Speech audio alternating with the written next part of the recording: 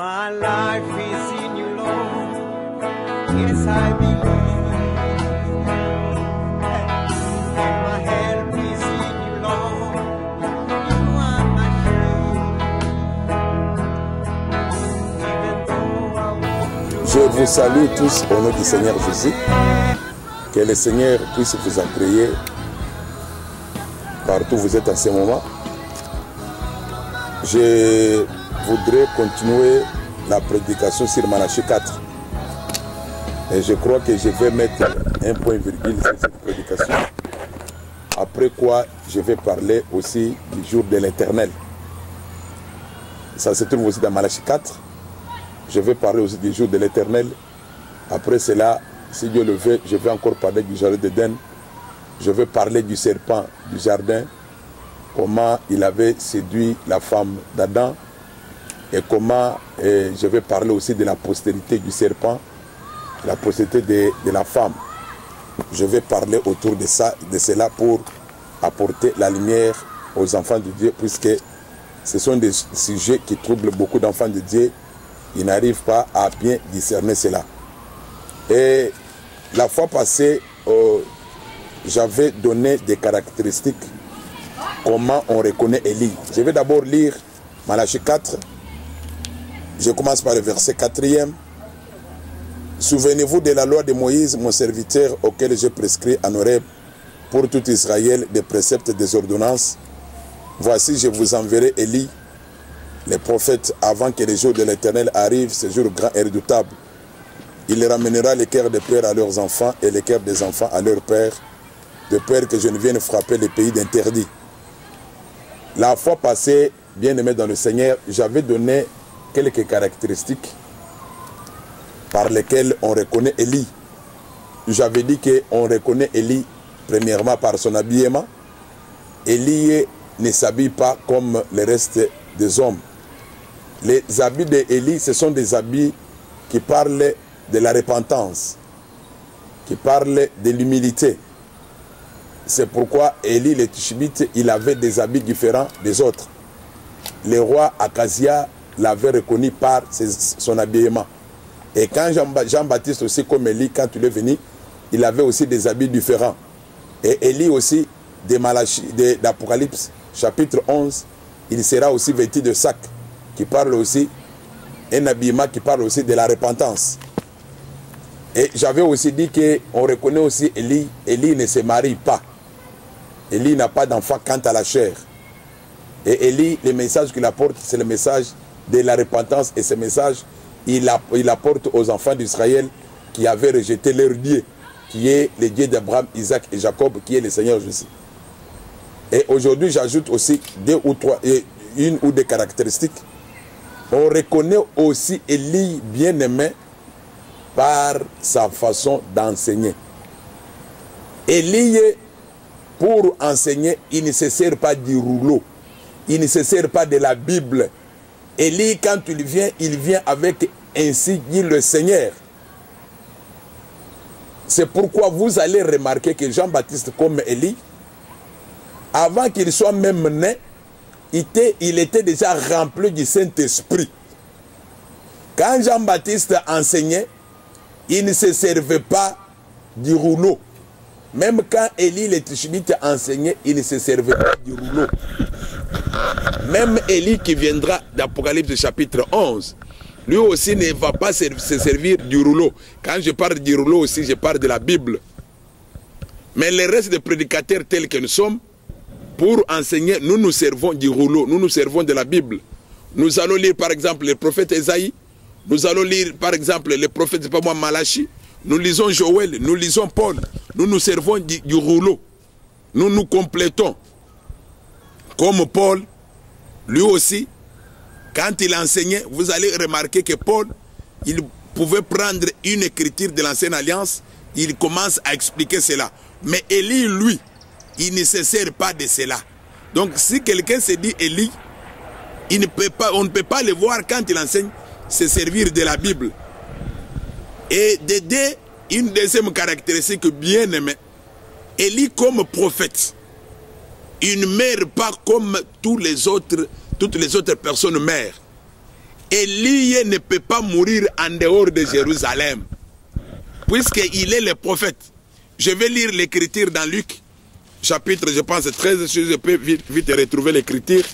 Ok, je suis là, Luc chapitre 13, je lis vite, le verset 33.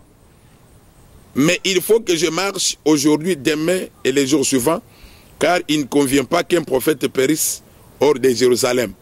Donc, Élie, comme prophète, il ne peut pas mourir en dehors de Jérusalem. Puisque Jésus, comme prophète, quand il voulait rentrer à Jérusalem, les pharisiens lui dirent que Hérode est en train de te chercher pour te faire périr.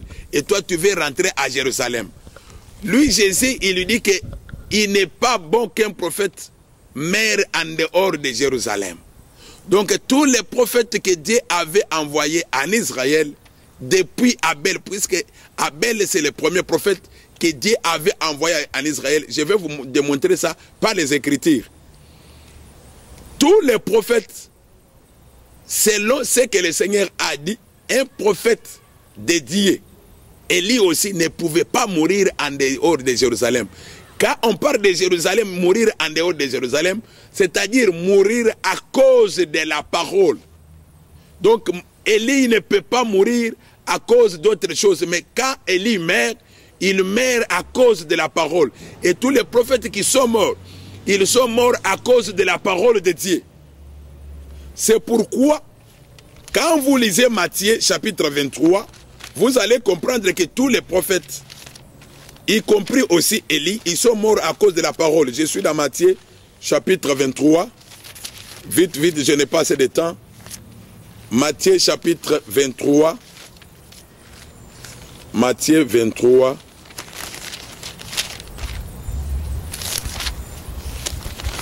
Matthieu 23. Je commence par le verset 32. Comblez donc la mesure de vos pères, serpents, race de vipères, comment échapperez-vous au châtiment de la gêne?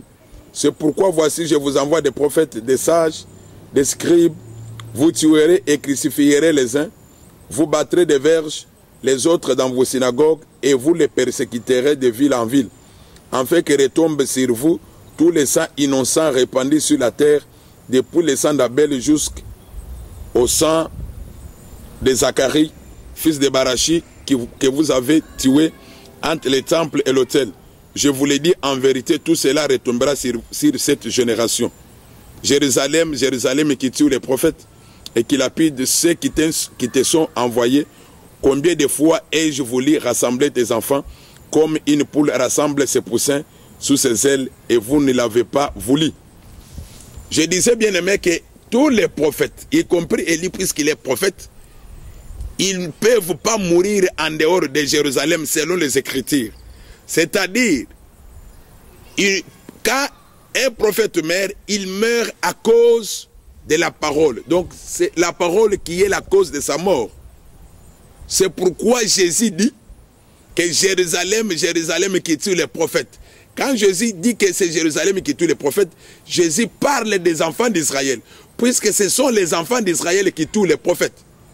C'est pourquoi Élie, les Tishbites, vous allez remarquer que physiquement comme ça, il n'était pas mort, mais il a été poursuivi par Akab, qui était juif.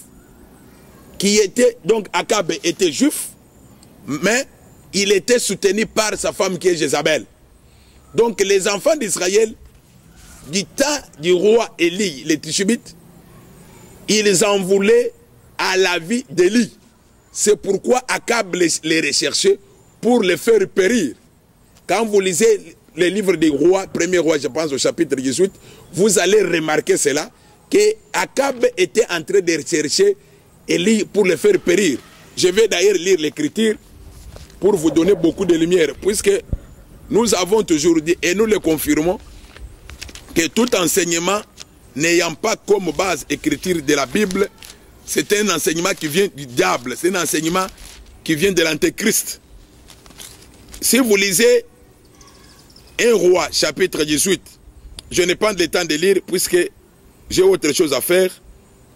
Et la Bible dit que bien des jours s'écoulèrent, la parole de l'Éternel fut adressée à Élie dans la 3e année, va, présente-toi devant Akab, et je ferai tomber de la pluie sur la face du sol.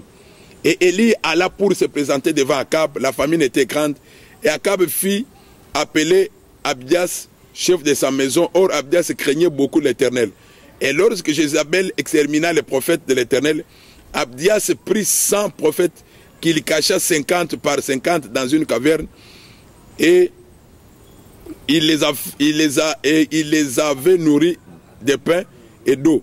Akab dit à Abdias, va par les pays vers toutes les sources d'eau et vers tous les torrents. Peut-être se trouvera-t-il de l'herbe, et nous conserverons la vie aux chevaux et aux mulets, et nous n'aurons pas besoin d'abattre du bétail. Ils se partagèrent le pays pour le parcourir. Akab alla seul pour un chemin et Abdias alla seul par un autre chemin. Comme Abdias était en route, voici Élie les rencontra. Abdias, l'ayant reconnu, tomba sur son visage et dit, est-ce toi mon seigneur Élie? Il lui répondit, c'est moi, va, dis à ton maître, voici Élie. Et Abdias dit, quel péché ai-je commis pour que tu livres ton serviteur entre les mains d'Akab qui me fera mourir? Donc, vous voyez bien aimé, Akab qui était juif cherchait aussi Élie pour le faire mourir. Donc tous les prophètes ont été tués par Jérusalem. C'est pourquoi Jésus dit dans Matthieu 23 que vous les Juifs, il les appelle race de vipères. Pourquoi? Puisque ce sont eux qui ont tué tous les prophètes en commençant par Abel. Or physiquement comme ça, c'est Caïn qui avait tué Abel. Mais Jésus, dans Matthieu 23, il dit que ce sont les enfants d'Israël qui avaient tué Abel.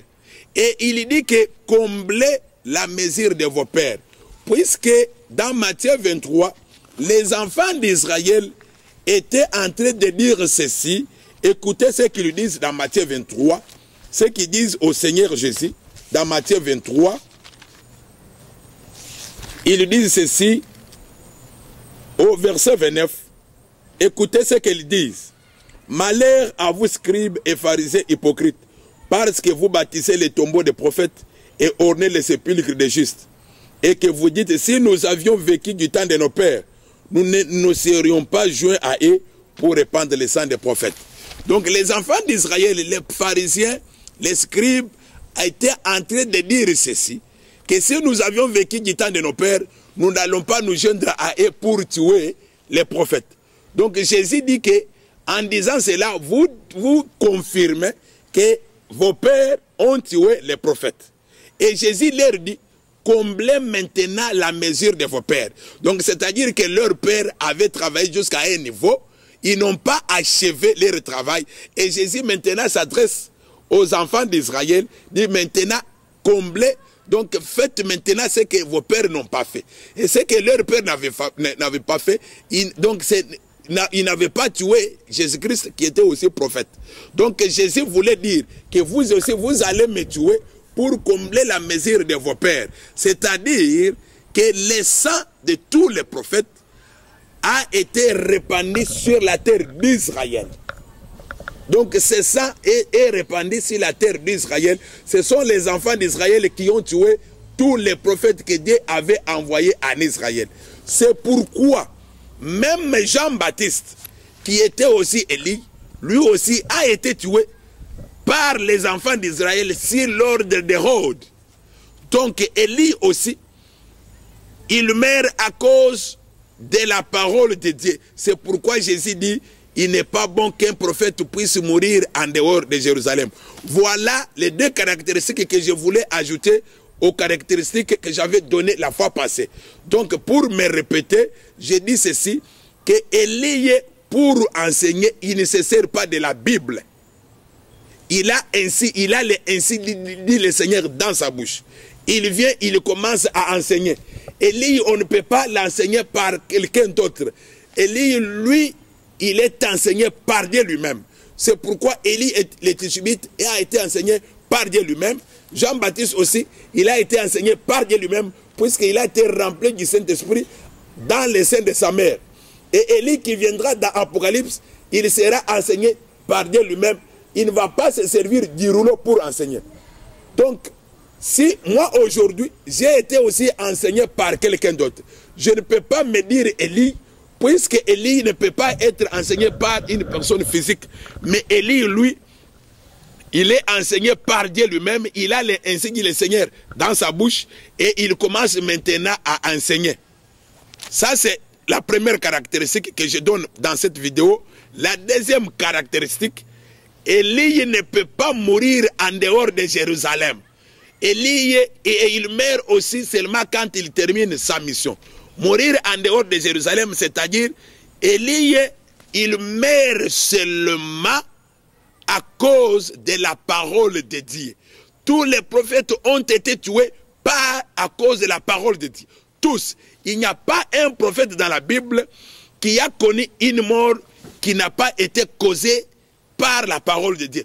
Et même Jésus lui aussi, il a été tué à cause de la parole de Dieu. C'est pourquoi les enfants d'Israël dans Jean chapitre 19, ils disent que nous allons les tuer à cause de notre loi. Donc c'est la loi juive qui est la parole de Dieu qui avait tué Jésus.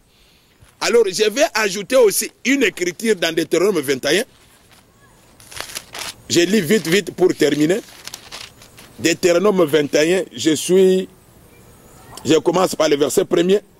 Si dans le pays dont l'Éternel ton Dieu te donne, la possession l'on trouve étendue au milieu d'un champ, un homme tué sans que l'on sache qui l'a frappé, tes anciens et tes juges iront mesurer les distances à partir du cadavre jusqu'aux villes des environs.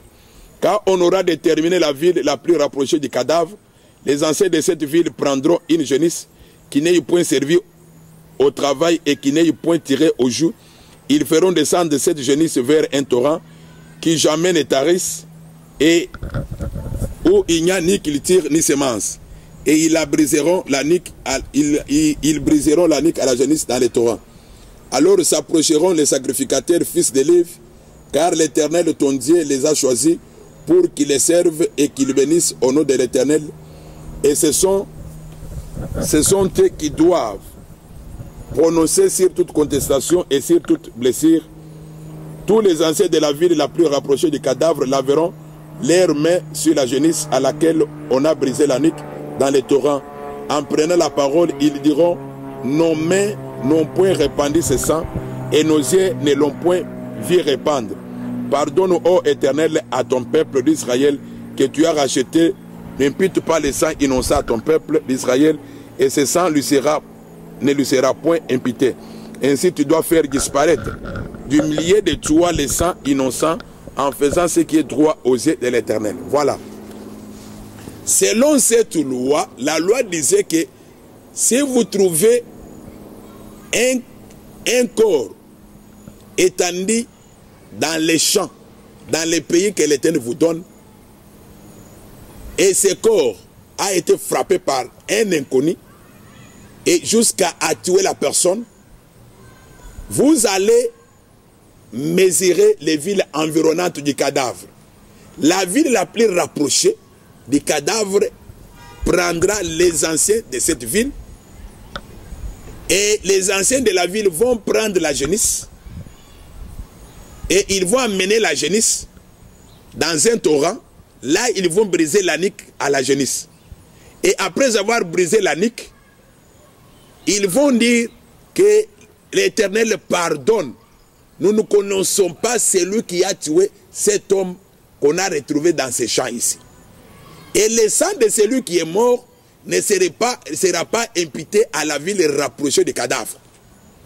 Mais vous allez remarquer, pour expliquer cette loi ici, cet homme ici bien-aimé, premièrement d'abord on dit les pays que l'Éternel vous donne en possession. Or les pays que Dieu avait donné aux enfants d'Israël ici, ces pays c'était le pays de Canaan. Donc cet homme ici, le cadavre de cet homme doit d'abord se trouver pas aux États-Unis, mais c'est au pays de Canaan. Or bien-aimé, je vais vous dire au moyen des Écritures que les corps, les cadavres retrouvés dans ces pays, dont on ne connaît pas celui qui a tué, dont on ne connaît pas l'auteur du meurtre, Ces cadavres ici, il ne s'agit pas de n'importe quel cadavre, mais il s'agit du cadavre du Seigneur Jésus. Puisque le Seigneur Jésus, en réalité, c'est lui qui avait tué le Seigneur Jésus. Ce ne sont pas les Juifs. Mais les Juifs ont été seulement les instruments par lesquels Jésus devait mourir. Mais celui qui avait tué le Seigneur Jésus, c'est Dieu lui-même. Puisque l'Écriture le déclare dans Ésaïe 53. Puisque Jésus est Dieu et personne n'a le pouvoir de tuer Dieu. Et personne n'a le pouvoir de faire du mal à Dieu. C'est pourquoi Jésus dit ceci, que j'ai le pouvoir de donner ma vie et de la récupérer.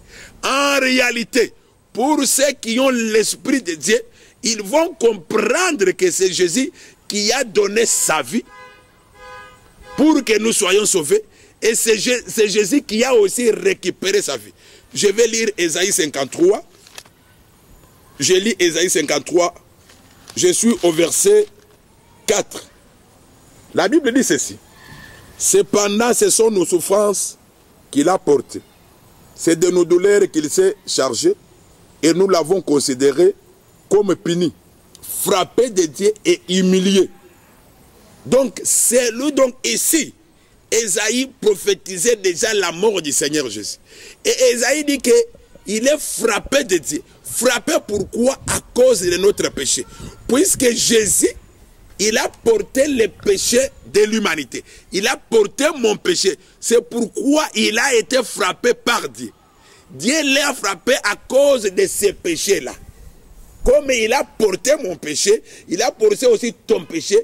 Et Dieu a frappé ce corps. Puisque Jésus, c'est le corps que Dieu s'était fait, que Dieu avait formé pour habiter dedans, afin de sauver le monde. Donc, c'est ce corps-là qui a porté mon péché. C'est pourquoi, comme Dieu n'aime pas le péché, Dieu a frappé ce corps, Dieu a tué ce corps-là. Donc, je disais que les enfants d'Israël sont seulement des instruments par lesquels Jésus-Christ, par lesquels le corps de Jésus a été frappé. Mais en réalité, c'est Dieu lui-même qui a frappé le corps de Jésus. Comme Dieu est invisible, c'est pourquoi les cadavres dont on parle dans Deutéronome 21, donc c'est lui qui a tué cet homme-là, il est inconnu. Donc Dieu est invisible, on ne le voit pas. Donc c'est pourquoi on dit que si vous trouvez dans les champs, dans les pays que l'Éternel Dieu vous donne, vous trouvez un cadavre sans connaître qui l'a frappé, sans connaître qui l'a tué, vous allez faire quoi? Vous allez prendre la génisse, l'amener au torrent et laver vos mains sur la génisse pour dire que le sang de cet homme ne retombe pas sur nous. Mais vous allez remarquer que quand Jésus mourait, quand Jésus devait mourir, Pilate, après avoir examiné Jésus, il a trouvé que Jésus n'était pas coupable.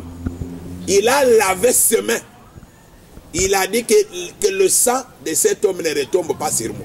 Mais les enfants d'Israël, eux, ils disent ceci, que son sang puisse retomber sur nous et sur nos enfants.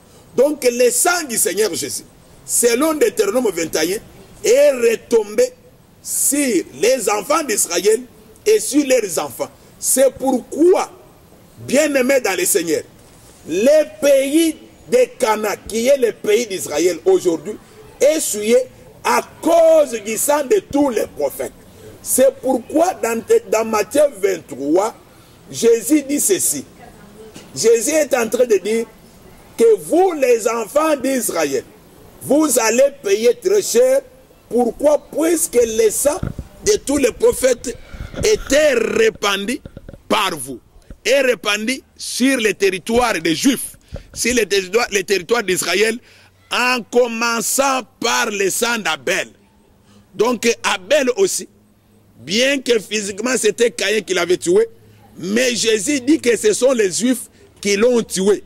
Donc les Juifs avaient tué aussi Abel, que ce soit Abel, tous les prophètes qui ont succédé à Abel, jusqu'au Seigneur Jésus, ont été tués par les enfants d'Israël. C'est pourquoi Jésus est en train de dire ceci, que comme vous avez répandu le sang des prophètes, désormais, vous ne me verrez plus jusqu'à ce que vous disiez, béni soit celui qui vient au nom du Seigneur.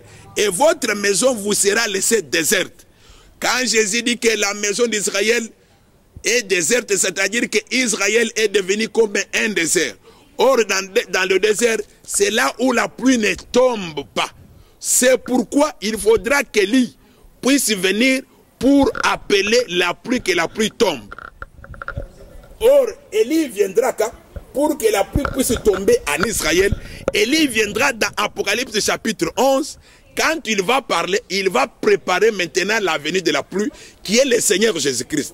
Donc, bien aimé dans le Seigneur, pour terminer, j'étais en train de dire ceci.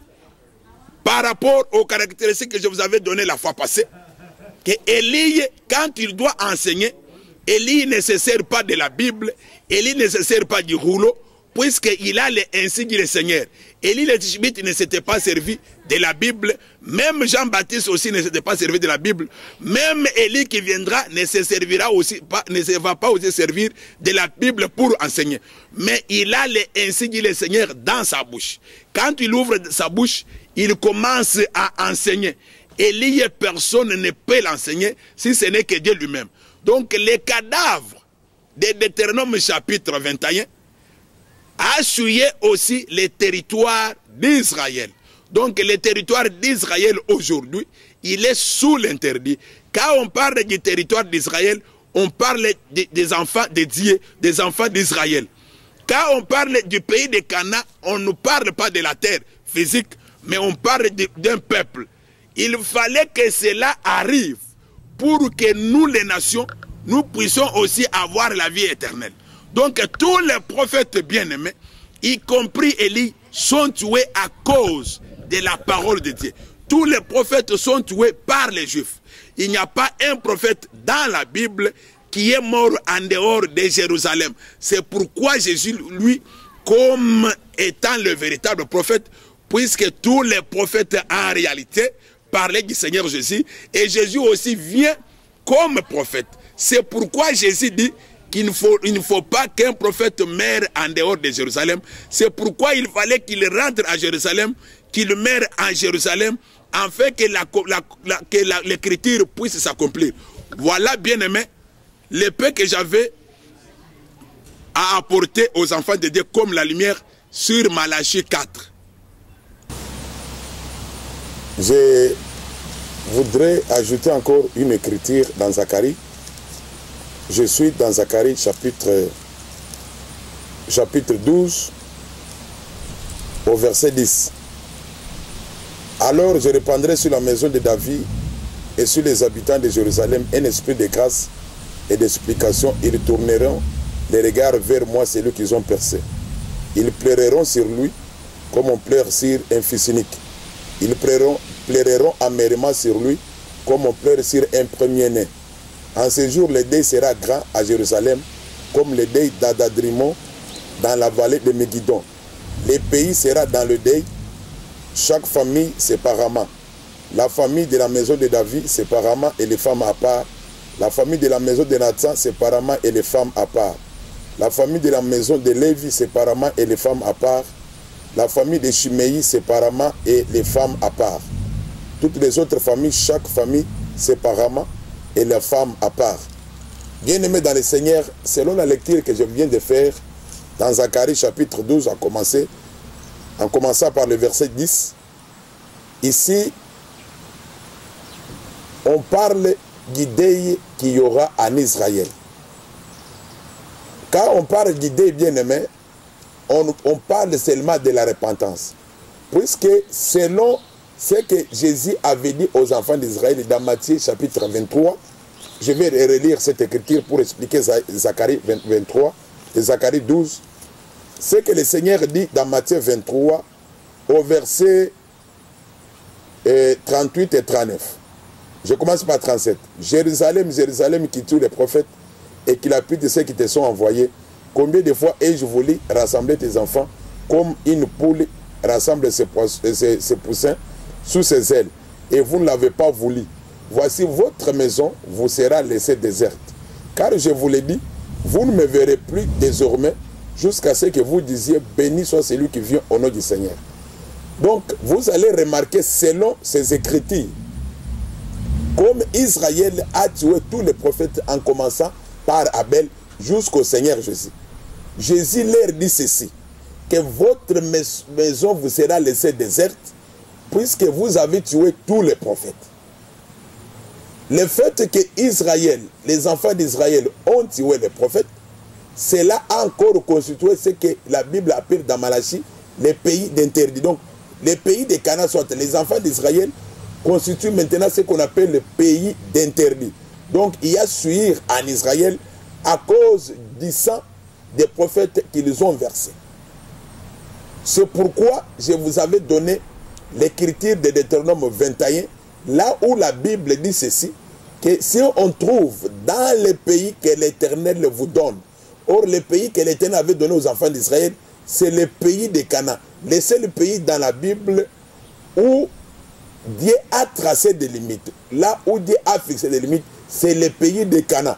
Tous les autres pays du monde bien-aimé, ce sont les hommes qui ont fixé des limites. Mais Canaan, c'est un pays que Dieu lui-même a fixé les limites. Donc ce pays-là, c'est là où on dit que si vous trouvez dans ce pays un corps, un cadavre, et vous ne connaissez pas celui qui l'a tué, vous allez prendre la génisse et briser la nuque de la génisse, vous allez laver les mains sur la génisse pour demander pardon à l'Éternel et dire que l'Éternel, nous ne connaissons pas les sangs de ces cadavres, les sangs de cet homme ici. Mais vous allez remarquer que, comme j'avais expliqué, qu'en réalité, ces cadavres-là, c'est les cadavres aussi du Seigneur Jésus. Pourquoi? Puisque en réalité, le Seigneur Jésus, c'est lui qui l'avait tué, c'est Dieu lui-même. Mais quand Jésus est sorti devant Pilate, Pilate, comme il n'avait pas retrouvé quelque chose de criminel en Jésus, lui, il a lavé les mains. Mais les enfants d'Israël ont dit que son sang puisse retomber sur nous, c'est sur nos enfants. Donc, or Jésus était aussi prophète. Donc, depuis le sang d'Abel jusqu'au Seigneur Jésus, le sang des prophètes est tombé sur les enfants d'Israël. C'est pourquoi Jésus dit, comme vous avez tué les prophètes, je laisse votre maison déserte. Donc, Israël est devenu un désert. Or, dans le désert, c'est là où la pluie ne tombe pas. Or, la pluie, c'est Jésus lui-même. La pluie, c'est la parole de Dieu. La pluie, c'est la vie même. Puisque sans la pluie, la vie ne peut pas exister sur la terre. Donc, Israël est devenu désert. Et maintenant, Jésus dit ceci, que vous, jusqu'à ce que vous direz que soit béni celui qui vient au nom du Seigneur. C'est-à-dire que jusqu'à ce que vous allez reconnaître le Seigneur Jésus. Or, quand est-ce qu'ils vont reconnaître le Seigneur Jésus? Les enfants d'Israël reconnaîtront le Seigneur Jésus quand Élie de Apocalypse chapitre 11 ira vers eux, quand il va leur enseigner la parole de Dieu. C'est alors qu'ils vont croire, c'est alors qu'ils vont reconnaître le Seigneur Jésus. C'est alors qu'ils vont recevoir le Seigneur Jésus. Alors maintenant, quand ils auront reçu le Seigneur Jésus, c'est pourquoi le prophète Zacharie dit que Dieu va répandre l'esprit de grâce sur les habitants de Jérusalem, sur la maison de David. Donc pour qu'eux aussi puissent reconnaître le Seigneur Jésus, il faudra d'abord que Dieu puisse leur faire grâce. Puisqu'on ne peut pas accepter le Seigneur Jésus si Dieu ne fait pas grâce. Donc quand Dieu va leur faire grâce, c'est alors qu'ils vont reconnaître le Seigneur Jésus et ils seront maintenant en deuil. Donc être en deuil, c'est se repentir. Ils vont se repentir de ce qu'ils avaient fait à tous les prophètes, y compris le Seigneur Jésus. C'est pourquoi la Bible dit dans Zacharie qu'ils vont dire ceci dans Zacharie, ils vont pleurer sur les fils uniques. Donc ils pleureront, voilà ce que l'Écriture dit au verset 10, que alors je répandrai sur la maison de David et sur les habitants de Jérusalem un esprit de grâce et d'explication. Ils tourneront les regards vers moi, c'est lui qui les ont percés. Donc quand Dieu va répandre l'esprit de grâce sur eux, c'est alors qu'ils vont tourner les regards vers Jésus. C'est alors qu'ils vont reconnaître le Seigneur Jésus comme étant aussi leur sauveur, comme il est le nôtre. Donc Élie, quand il viendra enseigner, le fait qu'il va enseigner, donc il va purifier Israël par la parole. puisque la purification, bien aimée, vient seulement par la parole du Seigneur Jésus. C'est pourquoi Jésus lui-même dit que vous êtes purs par la parole que je vous ai annoncée. Donc quand Élie va leur annoncer la parole, c'est alors qu'ils deviendront purs, c'est alors qu'Israël sera un peuple pur et Israël recevra le Seigneur Jésus. Donc bien aimé, pour terminer, je vais vous dire que Élie viendra en Israël pour enlever la souillure qui est en Israël, afin qu'Israël aussi puisse reconnaître le Seigneur Jésus. Si vous avez besoin de moi, mon numéro de téléphone c'est +1 859 27 00 458. Je suis aux États-Unis, plus précisément dans l'État de Kentucky, dans la ville de Lexington. Que le Seigneur vous bénisse.